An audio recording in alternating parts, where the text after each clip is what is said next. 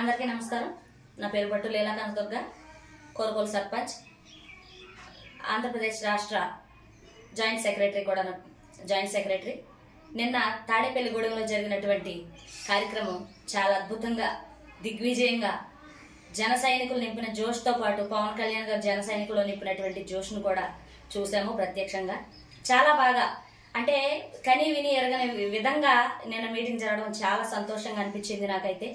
ఎందుకంటే ప్రజల్లో ఇప్పటి వరకు ఉన్నటువంటి ఒక చిన్న భయం, అంటే జగన్ ఎలా గద్దె దించాలి, పవన్ కళ్యాణ్ గారు పొత్తు పెట్టుకున్నంతరాన్ని అవుద్దా, అంటే ఇది రాక్షస పరిపాలన కదా అని కొంతమందిలో కొంత భయం ఉంది. ఆ భయం నిన్నటితో తొలగిపోయినందుకు నేనైతే ప్రజల్లో నిన్న మీటింగ్తో అంత భయం పోయిందని నేను అనుకుంటున్నాను. కాబట్టి నిన్న చంద్రబాబు నాయుడు గారు కానీ పవన్ కళ్యాణ్ గారు కానీ మాట్లాడినటువంటి మాటలు ప్రజల్లో ఒక మంచి ఉత్సాహాన్ని, కొత్త ధైర్యాన్ని కూడా నింపడం కూడా జరిగినాయి. అలాగే పవన్ కళ్యాణ్ గారు నిన్న ఒక మాట చెప్పారు, 24 సీట్లే అంటున్నారు అందరూ అని. అంటే 24 సీట్లే అని మనం అంత చిన్నగా మాట్లాడడం చాలా తప్పేమో అనిపిస్తుంది. 150 సీట్లు ఉన్నటువంటి జగన్మోహన్ రెడ్డి ఏం పరిపాలన చేశాడు, ఏం అభివృద్ధి చేశాడు? 24 సీట్లు కాదు కదా, ఒక్క సీట్ వచ్చినా సరే ఆ సీట్ను కూడా వాళ్ళ లాక్కున్నా సరే, పవన్ కళ్యాణ్ గారు ఈ రోజు వరకు కూడా ఆయన సొంత డబ్బులతో ప్రజలకి ఎవరు కష్టాల్లో ఉన్నారన్నా సరే ఆయన సొంత డబ్బులు, ఆయన కష్టపడినటువంటి సొంత డబ్బుల్ని అందరికి పంచడం జరిగింది. అలాంటి వ్యక్తి రేపొద్దున 24 సీట్లు వస్తే అంతకంటే ఎక్కువ చేస్తారని మేమైతే నమ్ముతున్నాం.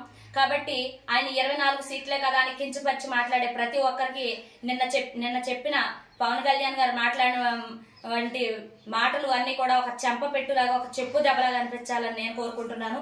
అలాగే వాళ్ళందరికీ అర్థం కావాల్సిన విషయం ఇంకొకటి ఏంటంటే, ఖచ్చితంగా జగన్మోహన్ రెడ్డిని గద్దె దించాలన్నదే పవన్ కళ్యాణ్ గారి యొక్క ఒక ఉద్దేశం. కాబట్టే చెప్పారు నిన్న రాష్ట్ర భవిష్యత్తు కోసమే, నా పార్టీ అభివృద్ధి కోసం కాదు, లేకపోతే టీడీపీ అభివృద్ధి కోసం కాదు, లేకపోతే పార్టీని బలోపేతం చేసుకోవడం కోసం కాదు, కేవలం రాష్ట్ర ప్రజలు ఎంత నష్టపోయారో, ఎలాంటి బాధల్లో ఉన్నారో, ఎలాంటి ఇబ్బందుల్లో ఉన్నారో ప్రత్యక్షంగా చూసిన వ్యక్తి ఎవరైనా ఉన్నారు అంటే అది పవన్ కళ్యాణ్ గారే. ఎందుకంటే ప్రతి విషయంలోనూ కూడా పవన్ కళ్యాణ్ ప్రతి విషయానికి స్పందించడం కూడా జరుగుతుంది.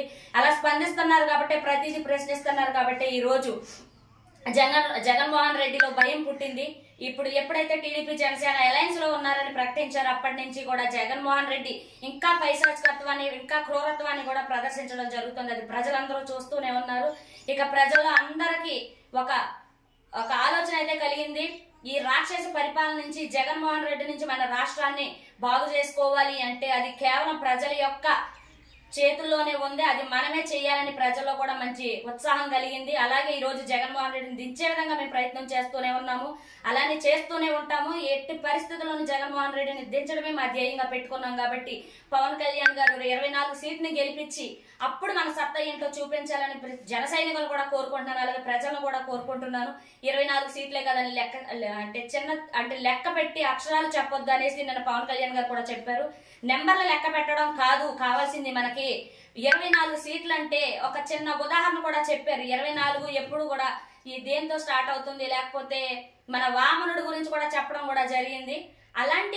అలాంటి బలోపేతమైన 24 సీట్ల గురించి కూడా మనం గెలిపించాలి. 24 సీట్లు మనం గెలిపిస్తే అప్పుడు మన బలమేంటో తెలిస్తే 2029లో మనం ఏం చెయ్యాలి, మనం ఒంటరిగా వెళ్ళాలని మీరందరూ ధైర్యం ఇవ్వాలి అంటే ప్రజలందరూ ఈ 24 సీట్లు గెలిస్తే ఖచ్చితంగా 2029కి ఆయనకు ఒక నమ్మకం వస్తుంది, ప్రజలు నా వెంట ఉన్నారు అని.